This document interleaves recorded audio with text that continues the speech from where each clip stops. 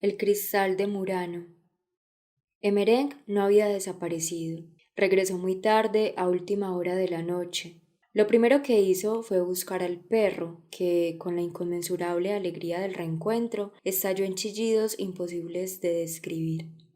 Cuando regresó de pasear al perro, la mujer llamó a la puerta de mi cuarto para pedirme que fuéramos un momento a su casa, que tenía un asunto muy importante que tratar y no quería hacerlo en presencia de mi marido. No la entendí. Para estar a solas habría bastado con retirarnos a una de las habitaciones, pero ella insistió en que la acompañara. Eso hicimos. En el camino, Viola iba suelto a sus anchas y adelantándose de vez en cuando. A esas horas no hacía falta ponerle la correa porque la calle estaba vacía y no había peligro de que se peleara con otros perros.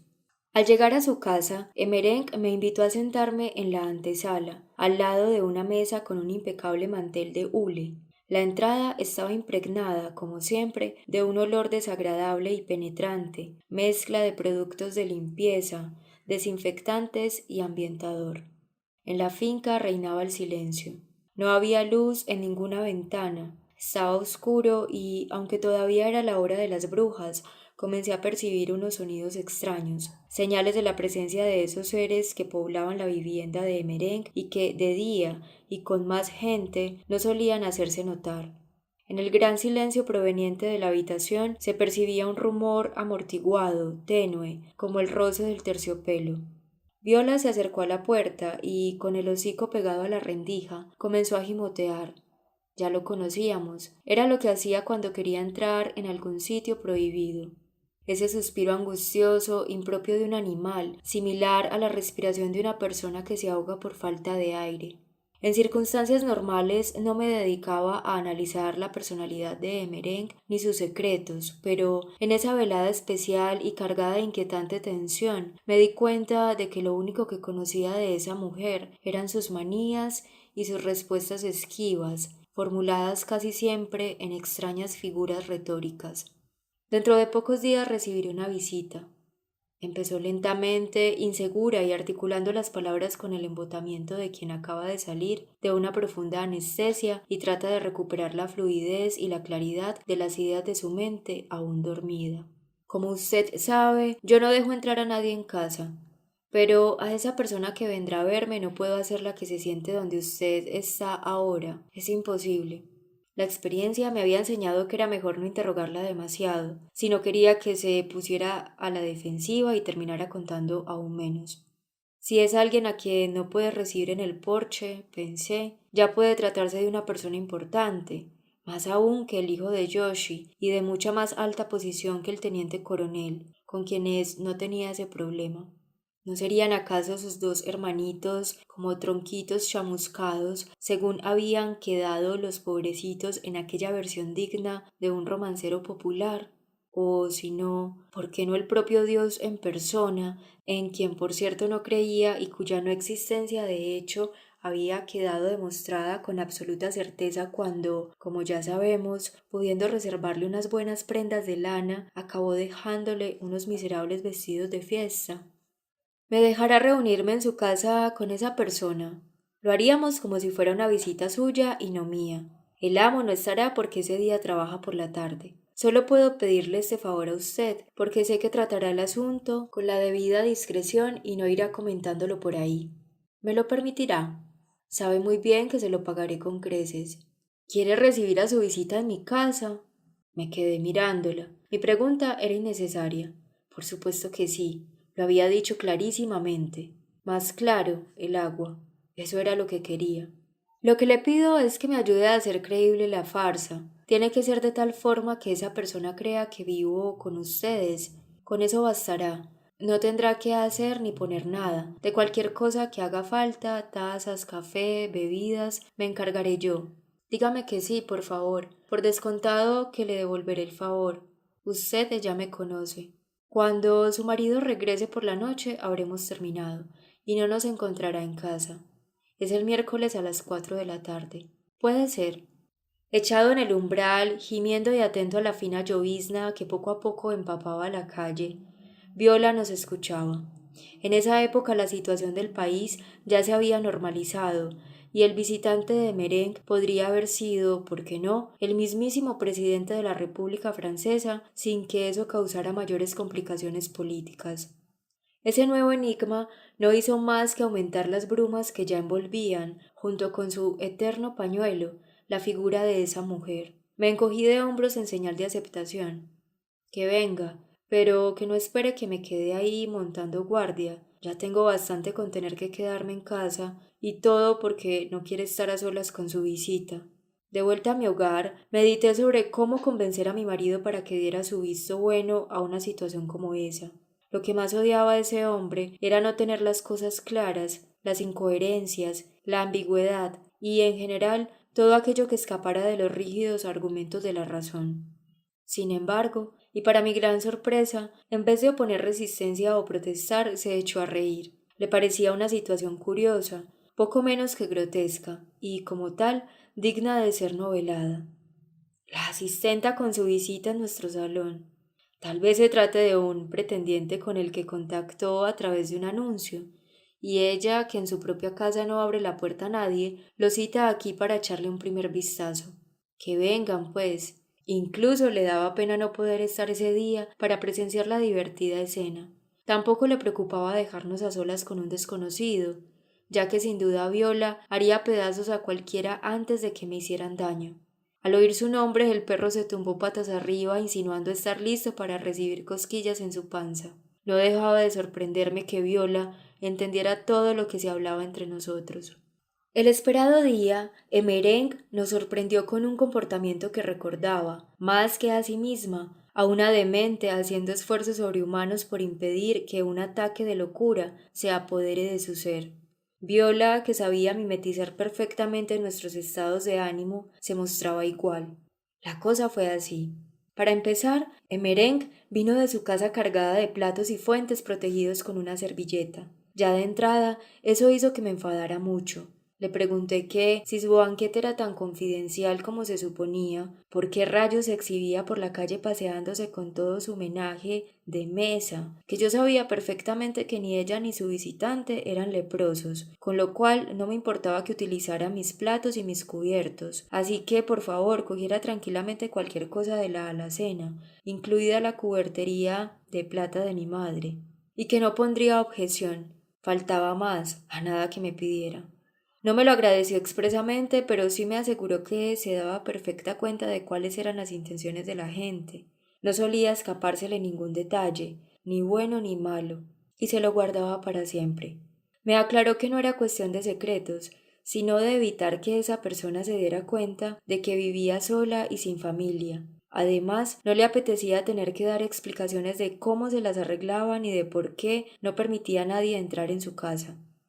Mientras ponía la mesa en la habitación de mi madre, se me ocurrió que quizá ese era el momento propicio para comentarle algo que hacía mucho tiempo rondaba por mi mente. Estaba disponiendo la bandeja de fiambres y las ensaladas, con esa delicadeza artística que tenía para decorar la mesa, cuando me acerqué para plantearle el asunto, que no me parecía nada normal su obsesión por ocultar al mundo la intimidad de su hogar, y que si había consultado alguna vez a un médico para averiguar la razón de tal manía, que probablemente debía de ser una patología conocida y tener incluso nombre científico, o una especie de fobia, y que, por tanto, seguramente tendría tratamiento. Médicos, pronunció lanzándome una mirada al tiempo que se afanaba en dar brillo con un paño limpio a sus copas altas de champán, las que guardaba para eventos especiales. Yo no estoy enferma. Además, no me estaré insinuando que mi modo de vida pueda hacerle daño a alguien. Hace como que no sabe que detesto a los médicos. Déjeme en paz, por favor. No soporto que me dé lecciones. Si le pido algo y usted accede a dármelo, por favor, guárdese sus comentarios. Así de nada sirve dar. Me retiré al dormitorio y la dejé sola. Puse un disco para no tener que oírla. Me sentí algo contrariada a causa de la inminente visita. Con lo loca que está, esa mujer un día nos mete en un buen lío. ¿A quién traerá ahora? Ni idea. Si no fuera por Viola, sinceramente no me atrevería a dejarlo entrar en casa. Pues vaya cita. En secreto y con copas de champán. Yo no soportaba los misterios, ni siquiera los míos. La música llenaba el ambiente y me aislaba de cuanto ocurría en el cuarto de mi madre, donde estaba Emerenc y del cual me separaban 2 habitaciones. Intenté concentrarme en la lectura, pero después de repasar distraídamente unas 50 páginas, empecé a sospechar algo. Ella me había dicho que quería presentarme a su invitado, pero entonces, ¿por qué no me había avisado? Había un silencio total. Viola tampoco daba señales. Era posible que ese alguien aún no hubiera venido. Pasaba ya casi una hora de la prevista para la visita, cuando oí un ladrido. Habrá llegado, pensé. Qué suerte, qué mujer tan previsora, con esa buena idea de las carnes frías. Una cena caliente, con las exquisiteces que ella sabía hacer, no hubiera servido de nada porque con tanta espera se habría estropeado. Continué oyendo música cuando de pronto Viola, muy excitado, apareció en la puerta y, dando vueltas en zigzag alrededor de mi cama, parecía deshacerse en esfuerzos por comunicarme algo en su idioma. Era extrañísimo porque, aun suponiendo que el invitado tuviera miedo de los perros, ella no lo habría mandado que viniera conmigo, sino que fuera al extremo más apartado del piso. ¿Qué se traería entre manos esos dos que justificara que ella excluyera al Chucho? Lo supe por ella misma, que no tardó en acercarse a mi dormitorio con el rostro completamente hermético, como la sordomuda que en ocasiones era capaz de parecer, y sin siquiera dirigirle una mirada a Viola, que ya había saltado a mi lado en la cama de matrimonio, me contó que la persona en cuestión no había venido ni vendría. Del hotel donde su visitante iba a alojarse, habían telefoneado al Manitas, cuyo número habían encontrado en la guía telefónica, como único de su finca, informándole de que esa persona había pospuesto su viaje por cuestiones de negocios y que en cuanto pudiera venir avisaría. A mí, que me había visto obligada a cancelar un montón de compromisos oficiales para ponerme a disposición de Merengue esa tarde, no me pareció tan dramático. Lo que podía entender perfectamente era que lamentara el dispendio, pero nada más. Salió de mi cuarto corriendo, cerró violentamente la puerta tras de sí como un tifón y lanzó un grito que espantó a Viola, que la seguía a hurtadillas por el pasillo. Sentí el impulso de ir a ver lo que pasaba, por si en su furor se estaba ensañando con el pobre perro, que no tenía ninguna culpa. En la habitación de mi madre se oía el entrechocar de la vajilla manejada con rudeza, acompañado de las más variadas injurias y blasfemias del peor estilo. En mi vida había oído a Emerén proferir expresiones tan vulgares. Me asustó. Al abrir y asomarme, lo que vi me empujó contra el marco de la puerta y me convenció de que el enfado no iba dirigido contra el perro, sino todo lo contrario. Nuestro Viola estaba sentado con gran naturalidad en el sillón de mi madre, engullendo los fiambres que Merengue acababa de poner delante de su hocico, tal y como los había dispuesto en el plato para su invitado. Por si fuera poco, y para estar aún más cómodo, el perrito apoyaba una de sus patas delanteras sobre una majestuosa bandeja, cuya superficie era de cristal de Murano. Se trataba de la pieza más apreciada de la herencia de mi madre, que yo jamás había sacado, ni siquiera en las grandes ocasiones. En su centro había un precioso candelabro de plata de 5 brazos, que el animal hacía tambalear en su empeño por recoger los trozos de carne que caían de su boca sobre la bandeja, mientras sus pezuñas resbalaban por la superficie de cristal, arañándola y llenándola de grasa. —¡Fuera, Viola, perro guaro, fuera de la mesa! —¿Qué diablos haces encima de la vajilla de porcelana de mi madre? Y usted, Emerengue, ¿se ha vuelto loca? ¿Qué está pasando aquí? En ese instante estalló en lágrimas. Nunca antes la había visto llorar, algo que solo volvería a repetirse mucho tiempo después, en el umbral de su muerte. Yo no sabía cómo actuar, porque Viola, como en cualquier momento de crisis en que Merengue estuviera presente, no me obedecía hasta que ella no le confirmara la orden. Así las cosas, mi perrito seguía con su cena sin perturbarse, y aunque echara alguna que otra mirada de compasión a la que lloraba a lágrima viva al otro extremo de la mesa, no paraba de tragar. Le resultaba imposible resistirse a la tentación del exquisito festín. Hay que reconocer que Merengue había conseguido adiestrarlo a la perfección. Había que ver al animal sentado en la silla como una persona, apoyándose con las patas delanteras sobre la mesa. Solo le faltaba utilizarlas para servirse. Bueno, aunque todavía no hubiese llegado a ese punto, sus modales a la mesa podían considerarse casi intachables. Era un verdadero espectáculo circense. La escena, inconcebiblemente absurda, me impresionó y me hizo enfurecer tanto que era incapaz de expresarme con coherencia. Nuestro perro en la habitación de mi madre, haciendo caso omiso de mis instrucciones, comiendo de mi mesa prolijamente guarnecida y escudriñando con frecuencia una gran fuente con una suculenta tarta de varios pisos, y, eso sí, visiblemente ansioso por apoderarse de ella. Toda esa escenificación con una anciana bañada en lágrimas como telón de fondo. La cena, pródiga y generosa aún en sus ruinas, debió de haber costado una fortuna, y daba fe del aprecio profesado a esa visitante que por su parte ni siquiera se había molestado en venir a hacer los honores. Yo estaba a punto de estallar, cuando por fin Emerenc reaccionó. Con el dorso de la mano se secó los ojos y el rostro empapados, y acto seguido, como quien despierta bruscamente de una narcosis, se lanzó contra el perro y empezó a pegarle con una brutalidad insólita, valiéndose del mango del trinchante. Lo llamó de todo, ingrato, pérfido, tramposo, traidor, abominable, además de capitalista desalmado.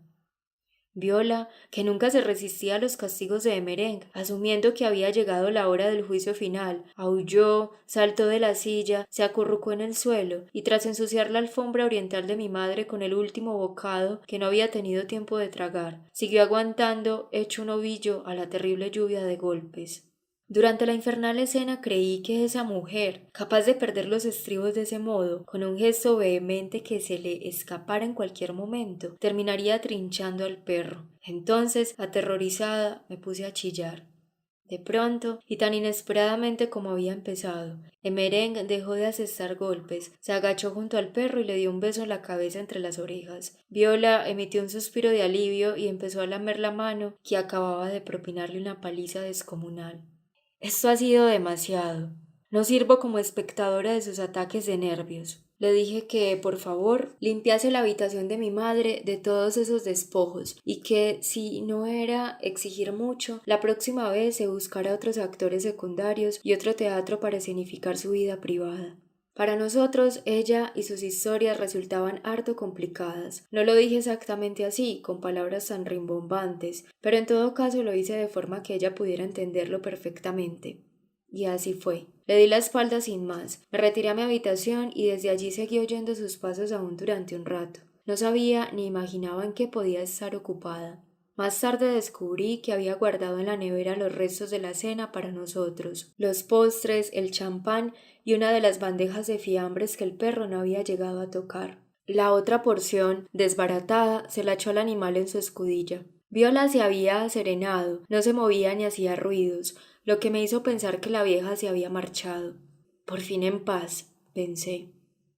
Pero me equivoqué. Emerenc estaba allí todavía, poniéndole la correa al animal y disponiéndose a darle ese paseo de recompensa que solía ser más largo y que le concedía cada vez que Viola sufría cualquier alteración en su estado de ánimo. Era un compromiso al que ella daba preferencia por encima de cualquier otro menester, por urgente que fuera, aun cuando tuviera que interrumpir por ello el planchado o la preparación de alguno de sus pasteles. Cuando entró para decirme que iban a dar una vuelta por el bosque, volví a hacer la de siempre. Entonces, sin dar explicaciones y sin un asomo de remordimiento o aparente humildad, me pidió disculpas por lo sucedido con esa dignidad altanera tan suya que yo no había visto en nadie más que en ella. Cuando le hablé a mi marido de los episodios de mi tarde con Emerenc, se limitó a comentarme con un leve gesto de la mano que merecía que me pasaran esas cosas, porque no dejaba de entrometerme, con esa entrega incondicional que me caracterizaba en la vida de los demás. Que la asistenta debía haber llevado a su misterioso visitante, a ese personaje tan distinguido y de mayor categoría que el teniente coronel, a su club de la antesala, en vez de instalar un restaurante provisorio en la habitación de mi madre fallecida. Que, por lo visto, todo ese despliegue culinario había sido en vano. Él no quería las obras de la cena del comensal que no había venido, que no lo confundieran con Viola, y que devolviera inmediatamente a esa mujer cuanto nos había dejado en la nevera. Tenía razón, no la tenía. A mí me parecía que el asunto era más complicado. De todas formas, y como me había pedido, empecé a preparar una bandeja con la comida para devolvérsela a Emerenc. Pasadas unas horas de los hechos y aún enfadada, aunque ya con el suficiente distanciamiento, recordé el llanto desgarrador de Emereng, que salió de lo más recóndito de su alma con tanto dolor como si le hubiese caído el mundo encima, y pude entender que el incidente, fuera cual fuese su origen, revestía para ella una importancia crucial. Comparadas con su tormento, las pequeñas molestias que nos había causado parecían carecer de importancia.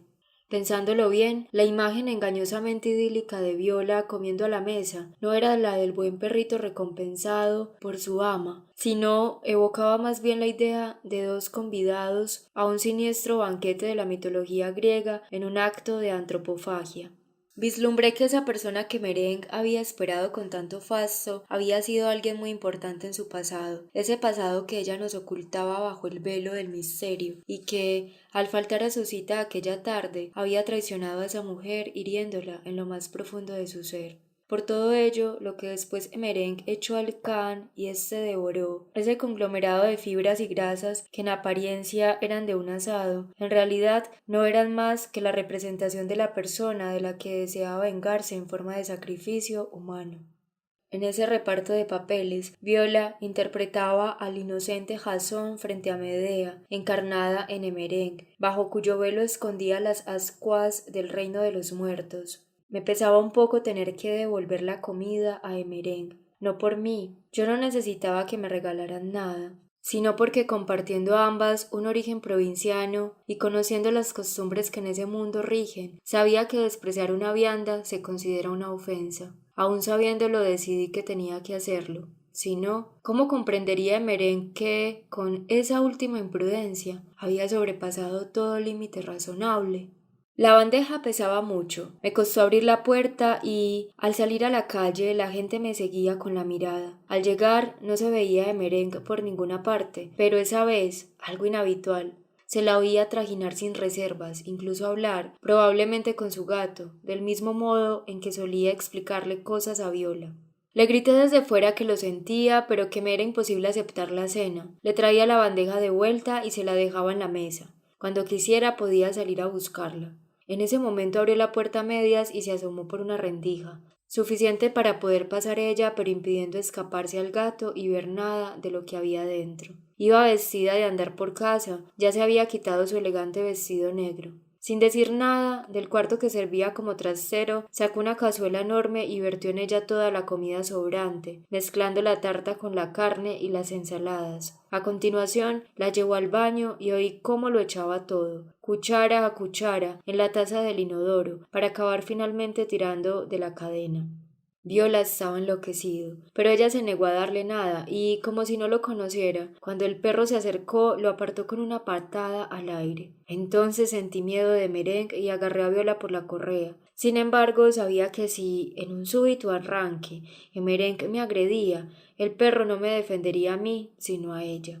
Tocaba deshacerse de las bebidas. Cogió las botellas por el cuello y las arrojó una a una contra el marco de la puerta. Rotas todas las botellas, tiró los restos a la basura, pasó la fregona para limpiar los charcos de champán y de vino del suelo del porche, que olía a taberna de barrio. Sutu, Adelka y Polet, que por una fatal casualidad pasaron por allí durante ese cuarto de hora, se dieron la vuelta nada más vernos. Ofrecíamos un espectáculo desconcertante para cualquiera, incluso aterrador. Emereng, completamente callada, pasaba la fregona por el suelo y lo embadurnaba de alcohol. El perro aullaba, y yo, allí, como una estatua de piedra. Sin duda, lo mejor era apartarse.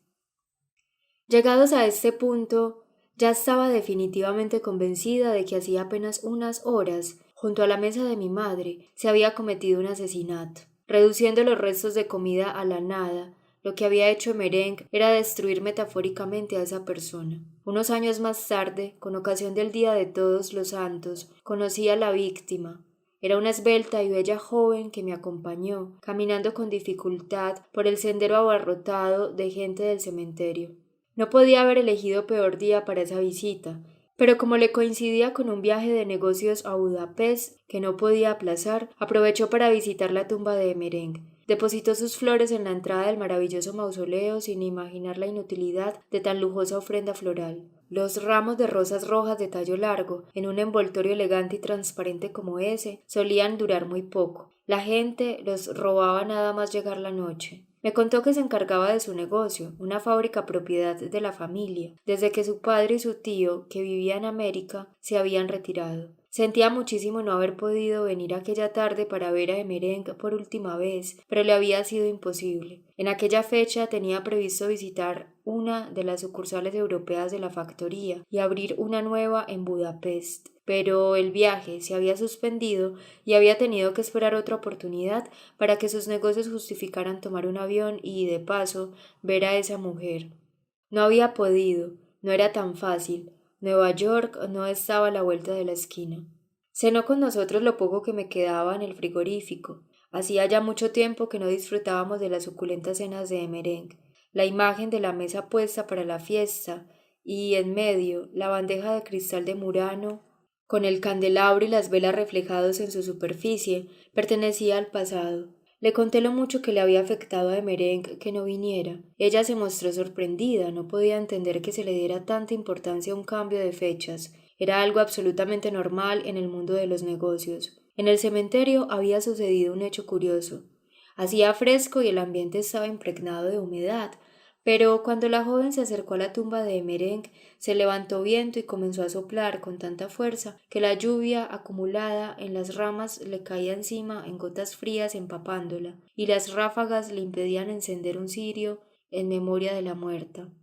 Para mí aquello fue obra de Emerenc, que con toda la fuerza de sus pulmones resoplaba contra los pabilos que, apenas prendían, se apagaban. No sería la única ni la última vez. Después de muerta, siguió dando vueltas sobre sus talones inmateriales, sacándole la lengua a nuestra mala conciencia o a cualquier intento de abordarla. Aún nos seguía sorprendiendo, con destellos remotos, ese cristal de mil colores que fue su misteriosa personalidad. Lo más triste era ver que, si finalmente se hubieran encontrado, ella quizá podría haber hecho entender a Emerenc que su intención no había sido, ni remotamente, herirla u ofenderla. No se trataba de una cría convertida en una joven irresponsable capaz de despreciar la cena preparada con tanto amor y celo por Emerenc.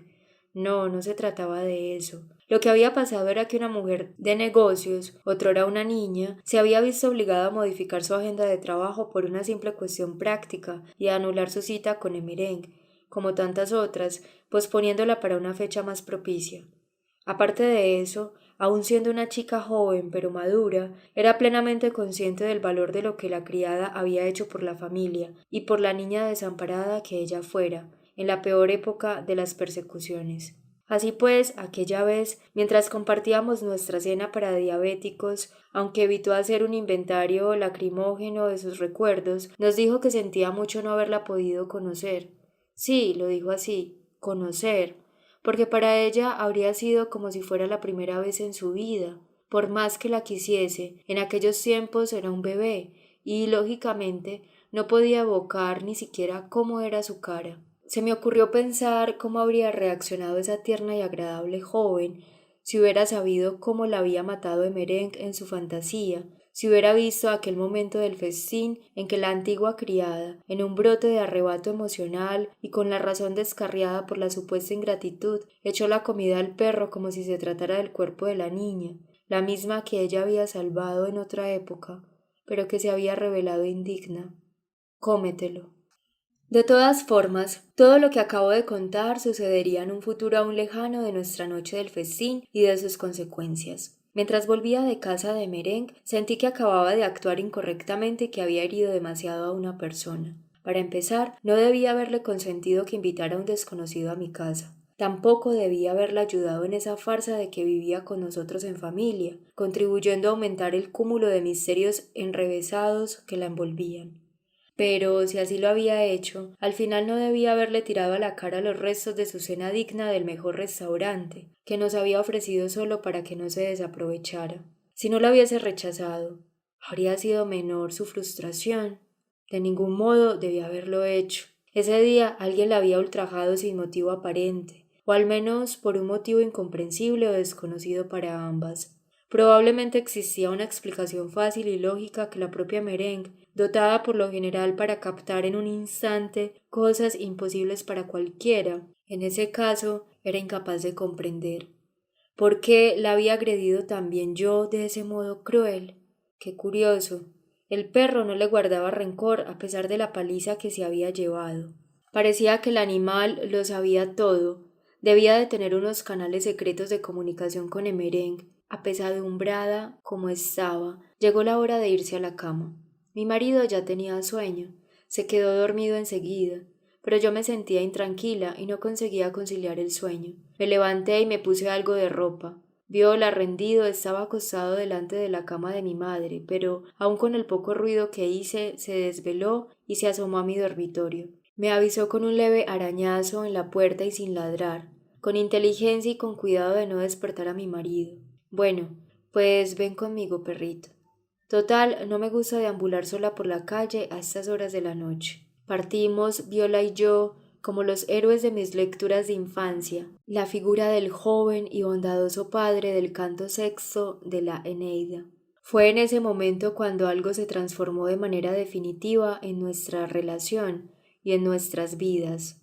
Iban oscuros bajo la noche solitaria, a través de la sombra y la vacía mansión de Plutón.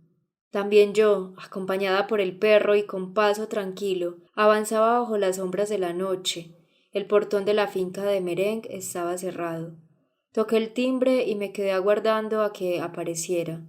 Aún pasada la medianoche, había luz en la ventana de la antesala, señal de que no se había retirado todavía a su guarida. No me hizo esperar mucho. Estábamos frente a frente, separadas por las rejas de la entrada, mientras Viola gemía con las patas traseras sobre el peldaño de piedra del umbral. ¿Qué pasa? ¿El amo se siente mal?, preguntó Emereng en tono muy bajo y seco, aunque cortés. Todos en la finca dormían. No, no está enfermo. ¿Me permite pasar? Una vez dentro, trancó la entrada de la finca. Supuse que había salido para abrirme desde su vivienda, pero, claro, la puerta permanecía cerrada como siempre. Viola, pegado al suelo, se asomó por la rendija para saludar al gato con un cálido bufido, única forma de franquear la entrada. Me habría gustado encontrar hermosas fórmulas con que expresar mi mensaje de paz, explicarle que sentía muchísimo haber actuado con tanta torpeza, probablemente porque no entendía en absoluto la gravedad de lo que le había sucedido, ni por qué le había afectado tanto, y asegurarle que, tras reflexionar, la compadecía con todo el corazón y que contara conmigo para lo que fuera. Sin embargo, nada de eso salió de mi boca. A mí, que me expreso con fluidez sobre el papel, en la vida real, las palabras me abandonan. Solo dije, tengo hambre, ¿no le queda algo para picar? Como el sol, cuando sale de repente tras unas nubes plomizas, su rostro se iluminó. Esbozó una sonrisa, bella y amplia, sorprendente en ella, y me di cuenta de lo poco que sonreía. Se metió primero en el cuarto de baño por el ruido del chorro del agua de duje que estaba aseándose. Nunca tocaba la comida sin lavarse las manos. Cuando acabó, abrió de golpe la puerta de la despensa. Pude ver entonces que, junto con los víveres, guardaba allí su mantelería. Viola hacía intentos por seguir sus pasos y yo trataba de aguantarlo con la correa, pero a mí no me obedecía y, solo cuando Emereng se lo ordenó, se quedó quieto tendido en el suelo. Ella volvió con un vistoso mantel amarillo damasquinado, un plato y un cuchillo, y seguidamente me sirvió la comida. No eran los restos de la famosa cena, sino un asado condimentado con especias muy picantes. Sabía de maravilla. Comí con auténtico placer mientras Viola montaba guardia esperando que le cayeran los huesos. Contra mi costumbre, ya que no tomo alcohol, bebí del vino que me ofreció, que no era de botella sino de dama Juana. Esa noche, pensé, estaba dispuesta a asumirlo todo y con todas sus consecuencias. De otro modo no habría tenido sentido venir a verla. No disponía de información sobre esa persona que había faltado a su compromiso con Emereng, pero fuera quien fuese, yo estaba en esa mesa para encarnarla. Por eso traté de interpretar bien el papel de ese desconocido por quien esa mujer había desplegado toda la gama de sus exquisitas atenciones, aún más allá de sus fuerzas. Pasamos la velada masajeando las orejas del perro y jugando con sus patas, como a él le gustaba. Llegada la hora y cuando ya me despedía para volver a casa, a 2 pasos de la suya. Emereng se ofreció para acompañarme, como si en bata y pantuflas me fuera a la otra punta de la ciudad. Por el camino, y como si en esos momentos especiales no hubiese temas más importantes que tratar, seguimos charlando de nuestro perro, su fuerte y hermosa constitución, que si era lo suficientemente inteligente y si se comportaba como correspondía a un can de su edad y raza. Al llegar a casa, tras entregarme la correa de Viola y esperar a que entrara por la puerta del jardín, llegó a decirme algo. En esa noche virgiliana, real pero también repleta de magia onírica, Emereng murmuró, con una voz apagada y articulando sus palabras como en un juramento, que lo que acababa de hacer por ella no lo olvidaría jamás. Aunque mi marido no notó cuando me deslicé silenciosamente en la cama, el perro, excitado al máximo por los acontecimientos del día, no quería acostarse. A duras penas logré que por fin se retirara, pero en vez de acudir a su lugar acostumbrado, se quedó en el umbral del cuarto de baño. Noté que se había dormido cuando empezó a roncar, igual que un hombre.